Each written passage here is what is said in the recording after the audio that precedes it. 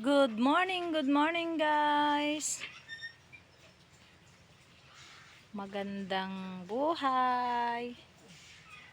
Ayan po, tumuba na yung mani ng kapatid ko. Ayun guys, yung tanim nila tabako yan oh, tabako. Yan. Hanggang doon, tabako yan. Yan. Ito naman guys, oh mani, tumubo na yung mani. Ito aanihin sa April. Bago mag Holy Week. Yan, ganyan, mga ganyan. At ito na naman ang aking mga alagang baboy. Ayan guys, malalaki na sila oh.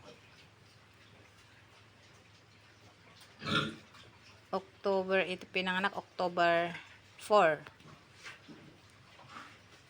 December, January,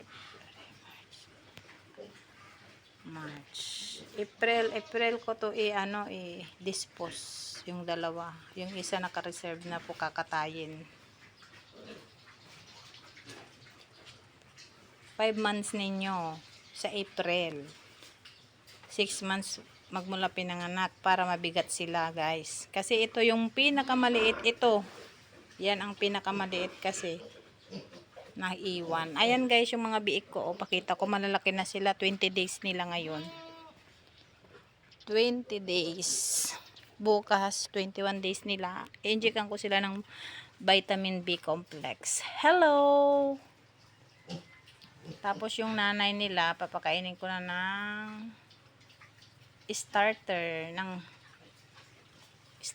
na siya para hindi siya maglugon at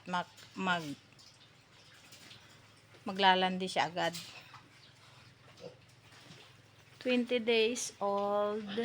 Yung dalawa dito maliit kasi yan yung hindi nakakadede, tsaka laging inaaway ng mga kapatid.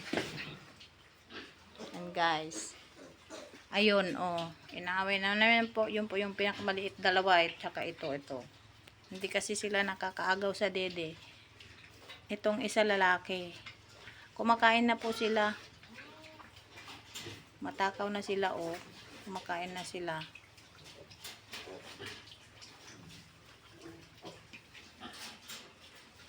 Ayan guys oh. 20 days old. Ito naman po guys, itong dalawang to, si Marites at saka si Shine. By March po maglalandi na po itong mga to. Siguro makakapagsabay sila, makikisabay sila kay maglandi, 'di ba laki? Makikisabay sila kay maglandi. God willing po, kung maglalandi ng March, April, May, June, July po sila manganganak. Tatlo sila manganganak sa July. Tamang-tama ang dispose niyo ng mga to.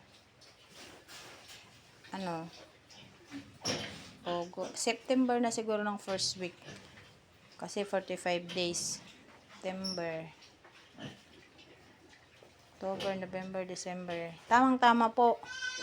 Kapag nag-dispose ng fattening, January, sigurado mahal ang po niyan, ang baboy, kasi nagkaubusan ng December. Ngayon alam ko na guys, pagka January, February, ganyan, March, mahal ang baboy kasi nga po, nagkaubusan sa December. Kaya mahal ang live weight kapag January. Yan guys, ito guys, mga God willing po, yung magiging mga anak nito, January sila. January ang dispose.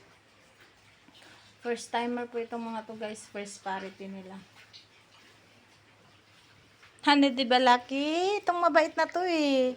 Itong si Lucky guys. Love na love ko to si Lucky ko kasi pag nanganak, hindi na ako, kahit na ay siya lang mag-isa, nanganganak mag-isa. Ito, inanak niya tong 12 na to guys. Inanak na to mag-isa, walang namatay. Puro buhay lahat. Ang bait ni Lucky. Nakapon ko na to guys ng 14 days nila. 7 ang lalaki, 5 babae. Ang dami guys ngayon naghahanap ng baboy. Mga biik. Ito naka-reserve na po ito guys magmula nung unang araw ng panganganak niya. May tumingin na, may nagpa-reserve. Kukunin lahat. Isang tao lang po yun.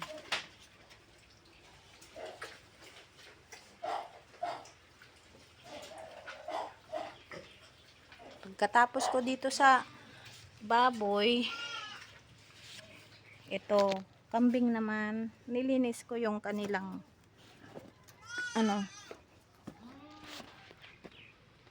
bahay. Ito, tinali ko po itong maliit na to si anak nung namatay kasi kinakain yung mani. Ayan, pinapakain ko guys sila ng darak at saka feeds. Ito, buntis din ito. Ito nanganak ng 2, namatay yung isa. Ayan ang anak niya. Ang laki. Malaki rin guys yung namatay. Ito naman si Bulog. Nagbibilang na ng araw. March kakatayin si Bulog. Ayaw niya ng darak.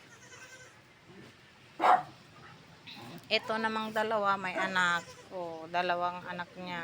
Ito yung pinapagatas ko. Itong anak niya na ito. Gutom na ng gatas. Kinakain na yung kamay ko. Ilang araw ko na kasi itong hindi natitimplahan eh. Pero itong isa hindi niya alam mag-dede. Nasa wala na guys kasi mapagpastulan. Mamaya ko na sila pakainin ng mani. Yung daon ng mani kasi parang nagsasawa din sila pag palagi. Ito lang siguro si Bulog ang itatali ko, no? Bulog, o pakainin kita ng mani, no? Yan, malinis na. Nilinisan ko na yung kanilang tae. At ako'y susundo mamaya, 11. Susunduin ko yung aking anak na grade 1. 11 ang labasan niya. Ayan lang guys. Thank you for watching. Happy farming everyone. God bless.